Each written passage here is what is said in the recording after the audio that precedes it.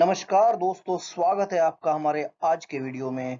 दोस्तों, आज हम वापस आए हैं पाइपिंग इंटरव्यू सीरीज का, जो हमारी सीरीज है उसके क्वेश्चंस को लेके। तो दोस्तों, अगर आप किसी इंटरव्यू के लिए तैयारी कर रहे हैं और आप चाहते हैं कि वो जॉब आप क्रैक कर सकें, सो प्लीज हमारी पाइपिंग प्लेलिस्ट, इंटरव्यू की प्लेलिस्ट को जरूर देखना।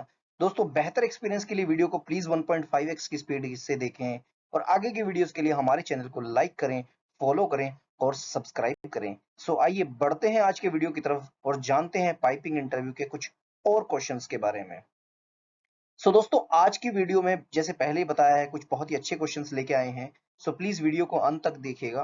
पहला क्वेश्चन दोस्तों, इंटरव्यूअर आपसे पूछ सकता है कि what are the steps in the selection of valves. जब आप कोई वॉल को सेलेक्ट करते हैं किसी पाइपिंग सिस्टम के लिए, तो उसमें आप क्या क्या चीजों का ध्यान रखते हैं या फिर हम क्या क्या स्टेप्स जो है वो सिलेक्शन में फॉलो करते हैं।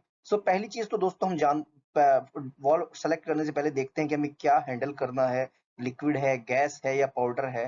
फ्लूइड का नेचर क्या है दोस्तों, उसका फंक्शन क्या है, उसका कंस्ट्रक्शन मटेरियल क्या है। वॉल में हम देखेंगे कि उसका क्या डिस्क टाइप है, उसका क्या स्टेम का टाइप है। उस वॉल को ऑपरेट कैसे करेंगे, मैन्युअली ऑपरेट करेंगे, मोटराइज्ड होगा, न्यूमेटिक होगा। वॉल के बॉडी के एंड्स क्या रहेंगे, फ्लेंज्ड रहेगा, वेल्डेड रहेगा। उसका क्या डिलीवरी टाइम है। ऐसा भी हो सकता है कि आपने कोई वॉल सेलेक्ट कर लिया और आपका प्लांट पूरा कमीशन हो जाए, वॉल डिलीवर ही ना हो। उसकी क्या कॉस्ट है और सप्लायर क्या वारंटी देने वाला है।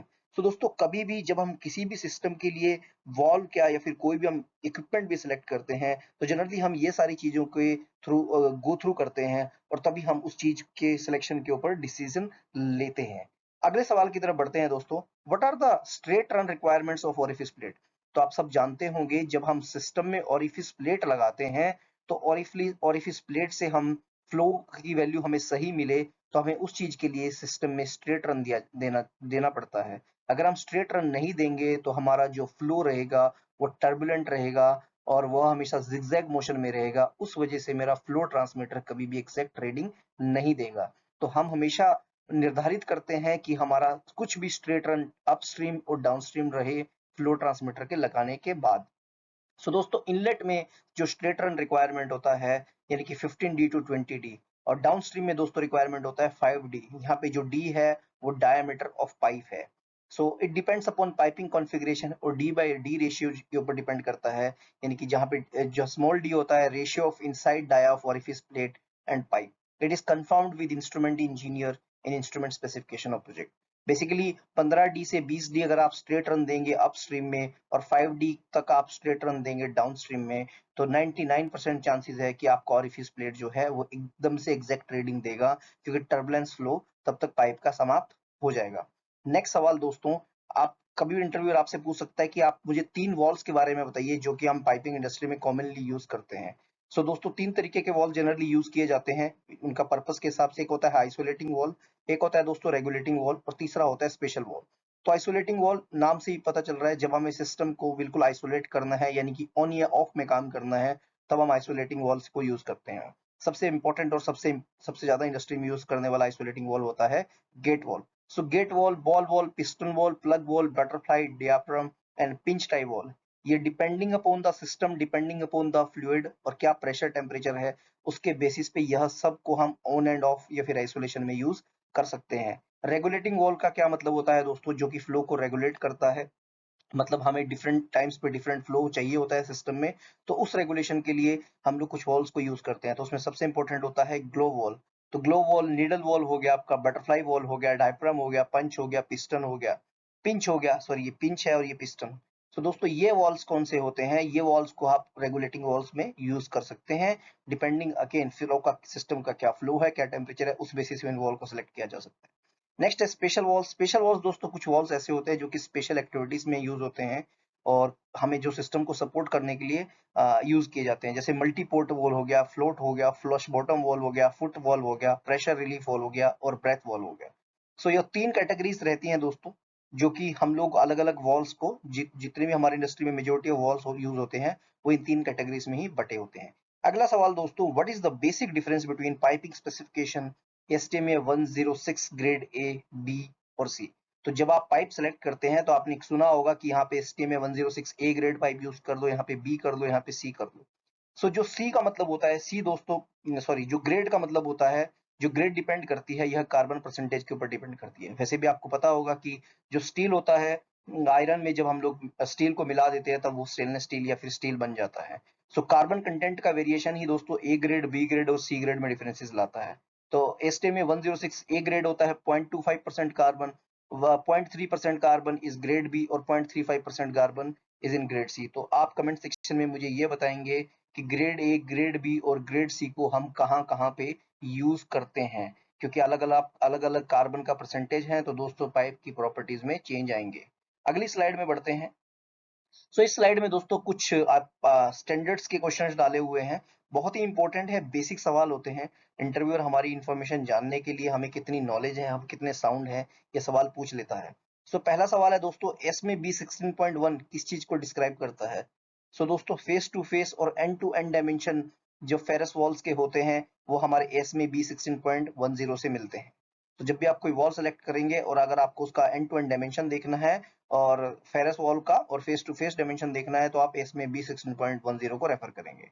नेक्स्ट सवाल है दोस्तों, butt welded fitting flanges up to pressure rating 600 hash का मतलब है pressure rating are generally used in which size range? तो इसका आंसर है दोस्तों 2 इंच एंड अबोव। 2 इंच और अबोव में हम लोग 600 के फ्लेंज रेटिंग में, प्रेशर रेटिंग में जा सकते हैं बट वेल्डेड फिटिंग्स के लिए।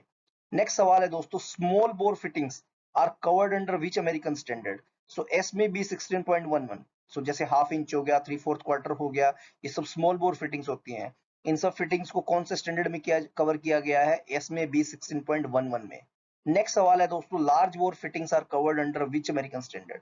एस में बी 16.9 में आपको लार्ज बोर फिटिंग्स के बारे में जानकारी मिलेगी, इसमें इनके साइजेस होंगे, सब कुछ रहेगा, क्या थिकनेस है। तो लार्ज बोर फिटिंग्स जितनी भी है वो एस में बी 16.9 में दी गई है। नेक्स्ट है दोस्तों, which standard is used for large dia flanges? ASME B 16.47। आप मुझे बताएंगे 16.5 और 16.5 को हम लोग जो वो भी एक फ्लेंज का स्टैंडर्ड है, वह कौन से फ्लेंज का स्टैंडर्ड है? तो आप मेरे को कमेंट सेक्शन में इसका बताएंगे। नेक्स्ट सवाल है दोस्तों, what is the difference between piping specification ASTM A A31T 312 TP304 TP304L TP316 and TP316L? इन चारों में क्या डिफरेंस है?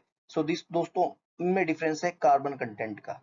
मैक्सिमम पाइपिंग्स में जो अलग अलग ग्रेड्स की रहती हैं उन सब में कार्बन कंटेंट का ही डिफरेंस रहता है। और जो लेटर एल है, अगर आप किसी भी पाइप के पीछे लेटर एल का मतलब देखेंगे तो लेटर एल सिग्निफाई करता है दोस्तों लो परसेंटेज ऑफ कार्बन। एसटीएमए 316 और एसटीएमए 316L, L stands for low percentage of carbon. Difference in carbon content, तो TP304 में आप देखेंगे 0.08% कार्बन रहता है, TP312 TP304L में 0.035% हो गया, 312 TP316 में 0.08 है और 316L में दोस्तों 0.035% हो गया। मेन डिफरेंस ही कार्बन का होता है और इसी डिफरेंस की वजह से इनकी जो करोजिविटी होती है, करोजन रेजिस्टिविटी पावर जो रहती है वो इंक्रीज और डिक्रीज करती है। अगले सवाल में बढ़ते हैं दोस्तों। यहाँ पे भी अगेन कुछ स्टैंडर्ड्स ही लेके आया हूँ, ये वीडियो मोस्टली स्टैंडर्ड्स बेस्ड है बट आपको पता होना चाहिए। मैंने पिछले स्लाइड में आपसे सवाल पूछा था वैसे कि फ्लेंजेस के लिए कौन सा स्टैंडर्ड की यूज किया जाता है? 16.1 दोस्तों कास्ट आयरन के अगर आपके पाइप फ्लेंजेस हैं और फ्लेंज फिटिंग्स हैं तो उसके लिए हम 16.1 रेफर करते हैं। 16.5 किसके लिए रेफर करते हैं? ये मैंने आपसे पिछले स्लाइड में सवाल पूछा था। तो जब कार्बन स्टील हो जाएंगे, यानी कि जो कास्ट आयरन के जो हमारे जो कार्बन स्टील के जो फ्लेंजेस हैं दोस्तों उसके लिए हम 16.5 अप टू 24 इंच, लेकिन जो साइज डिफरेंस है, जो साइज है 24 इंच तक के जो फ्लेंजेस है वो 16.5 से मिलेंगे। जो लार्ज डाया फ्लेंजेस थे यानी कि 24 इंच से जो बड़े थे उनको हम, उनका जो डायमेंशंस वगैरह है, थिकनेस है, वो सब 16.47 से मिलेगा। नेक्स्ट है दोस्तों बट वेल्डेड फिटिंग्स। 16.9 में स्टील बट वेल्डेड फिटिंग्स मिलेंगे। 16.28 में दोस्तों butt welded short radius elbow and return bends मिलेंगे। गैस्केट्स के बारे में बात करते हैं। एस में बी 16.10 और API 601, यह स्टैंडर्ड है metallic gasket for 5 flanges, spiral wound, octagonal ring joint and jacketed flanges का। अगर आपको कभी भी ये सारी गैस्केट्स यूज करनी है तो आप 16.20 या API 601 रेफर करेंगे। नेक्स्ट है API 61.21, यह स्टैंडर्ड है नॉन मेटेलिक गैस्केट का। आपको पता है पाइपिंग सिस्टम में कहीं कहीं पे नॉन मेटेलिक गैस्केट्स को भी यूज किया जाता है। Next is socket and threaded fitting.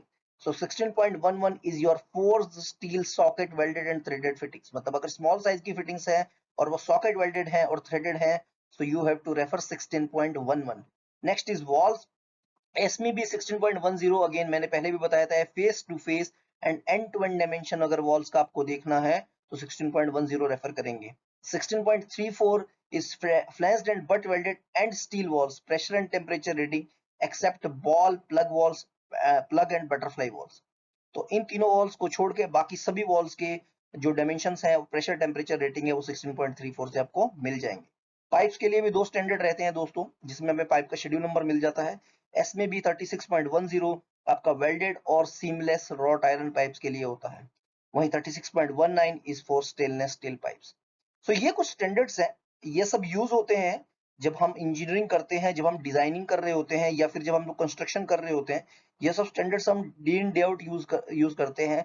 और एक पाइपिंग इंजीनियर को, सुपरवाइजर को, फिटर को यह सब स्टैंडर्ड्स बाय हार्ट होने चाहिए, बाय नेम पता होने चाहिए कि किस चीज के लिए हम कौन सा स्टैंडर्ड फॉलो करने वाले हैं. आशा करता हूं आज की वीडियो से जरूर आपने कुछ सीखा होगा. और अगर आप किसी भी पाइपिंग इंटरव्यू के लिए तैयारी कर रहे हैं, सो प्लीज हमारे चैनल को देखें. हमारे चैनल पे बहुत सारी वीडियोस हैं, प्लेलिस्ट है. और आगे की वीडियोस के लिए प्लीज हमारे चैनल को लाइक करें, फॉलो करें और सब्सक्राइब करें. और अगर यह वीडियो अच्छा लगा हो तो प्लीज इसे लाइक जरूर करें. सो धन्यवाद दोस्तों. Thanks for watching the video.